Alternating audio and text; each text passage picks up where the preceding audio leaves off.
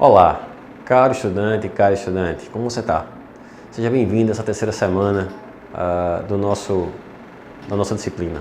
Né? Nessa semana nós vamos avançar um pouquinho.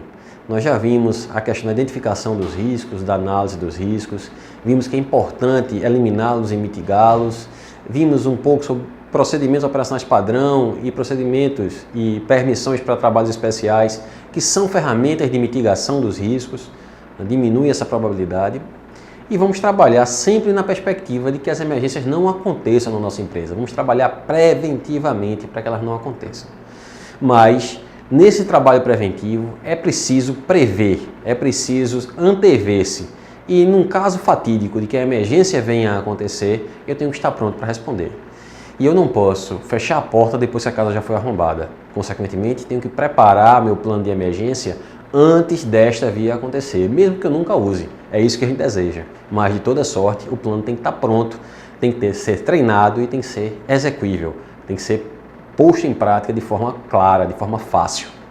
Para definir inicialmente o meu plano de emergência, eu vou definir quais são os meus grandes riscos empresariais. Quais são as grandes possibilidades, as grandes ameaças que eu tenho em minha planta? Quais são os grandes riscos que eu possuo? Uma vez definido isso, eu tenho risco de incêndio, eu tenho risco de explosão, eu tenho risco de derramamento, eu tenho risco de intoxicação, eu tenho risco de contaminação por gases. Quais são os riscos que a minha empresa possui? Né? Definido isso, eu vou descrever um procedimento para cada tipo de risco. Naturalmente, uma intoxicação por gases é muito diferente de um derramamento de líquidos inflamáveis e, consequentemente, vai ter um outro trato, desde da ação das pessoas como também dos equipamentos. Uma outra coisa que é importante deixar claro é que se na parte frontal, onde estão os principais portões da empresa, a emergência vir a acontecer, é muito diferente dela acontecer na parte posterior, lá nos fundos da empresa. Né? Os acessos serão diferentes, a forma de mobilização será diferente e, consequentemente, os equipamentos vão estar em postos diferentes. Então, eu tenho que definir, primeiro, quais são os meus riscos. Segundo, onde eles podem vir a eclodir, né? Onde eles podem tornar-se reais. E, por fim, começar a pensar minhas estratégias para enfrentá-los. Né? Então, para pensar as estratégias de enfrentamento, eu devo olhar para a minha planta e observar quais são os meus recursos de resposta, os meus recursos humanos e os meus recursos materiais. E a partir destas variáveis, eu vou descrever o que eu devo fazer em cada uma das emergências possíveis dentro da minha planta produtiva.